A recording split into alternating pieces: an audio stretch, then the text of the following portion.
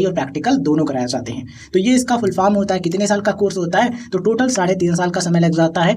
3.5 years, कैसे 3 साल का कोर्स रहता है और 6 महीने की इंटर्नशिप होती है, इसलिए 3.5 साल लग जाते हैं। और कहीं कहीं आपको ये देखने को मिलेगा कि 3 इयर्स में ही इंटर्नशिप कंप्लीट करा देते हैं। तो वो डिपेंड करता है कि कॉलेज कितने टाइम का कोर्स करा रहे हैं, ठीक है। तो मेन जो कोर्स है, अधिकतर जो कोर्स है, ये 3.5 साल के होते हैं जेएनएम की। मुझे नहीं लगता है कि अब आपको कोई कंफ्यूजन रहेगा कि कितने साल का होता है। 3 साल 6 महीना ये मान के चलो। अब बात करते हैं कि इस कोर्स में आपको क्या पढ़ाया जाता है। तो यहाँ पर मेनली जो फोकस रहता है कि पेशेंट केयर कैसे करनी, किस तरीके से आपको रोगियों की बेस्ट देखभाल करनी है, जिससे उनको अच्छी जो मेडिकल सपोर्ट है वो मिल सके। इसके अलावा बेसिक मेडिकल ट्रीटमेंट, मतलब कि प्राथमिक इलाज आपको सिखाया जाता है कि फर्स्ट एड कैसे देना है, मतलब कि जो बेसिक चीजें हैं मेडिकल की, मेडिकल फील्ड की, वो भी आपको सिखाई जाती हैं कि आप बेसिक मेडिकल ट्रीटमेंट पेशेंट को कैसे दे सकते हैं, ठीक है। इसके बाद मिडवाइफरी यानी कि चाइल्ड डिलीवरी और केयर का जो काम है वो भी सिखाया जाता है, उसके बारे में भी जानकारी दी जाती है और प्रैक्टिकल भी कराया जाता है। तो इस तरीके से जो इसका जो मेन फोकस है patient care, basic medical treatment और चाइल्ड डिलीवरी और केयर से रिलेटेड होता है। ये मेन कोर्स इसी पर आधारित है, ठीक है। चलिए नेक्स्ट हम बात करते हैं कि इसमें क्या सिखाया जाता है, कौन कौन से मेन सब्जेक्ट होते हैं। तो फर्स्ट एड और बेसिक नर्सिंग सिखाया जाता है,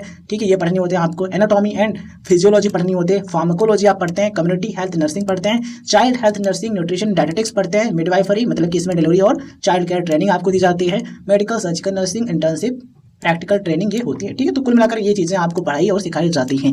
अब यहाँ पर एक सवाल आपके मन में ये भी घूम रहा होगा कि ये जो जीएनएम का कोर्स है, जीएनएम नर्सिंग का, क्या इसको केवल लड़कियां कर सकती हैं या फिर लड़के कर सकते हैं? तो देखिए ये जो कोर्स है अधिकतर कॉलेजेस में लड़के और लड़कियां दोनों कर सकते हैं, मतलब कि इसमें male and female both candidates eligible होते हैं, ठीक है। फीमेल और मेल बोथ कैंडिडेट्स एलिजिबल होते हैं, दोनों एडमिशन ले सकते हैं। बट कुछ कॉलेज ऐसे हो सकते हैं कि बहुत कम कॉलेज ऐसे होंगे जहां पर केवल लड़कियों को एडमिशन मिलता हो, बट अधिकतर जो कॉलेजेस हैं, ठीक है, वहां पर लड़के और लड़कियां दोनों ही एडमिशन ले सकते हैं।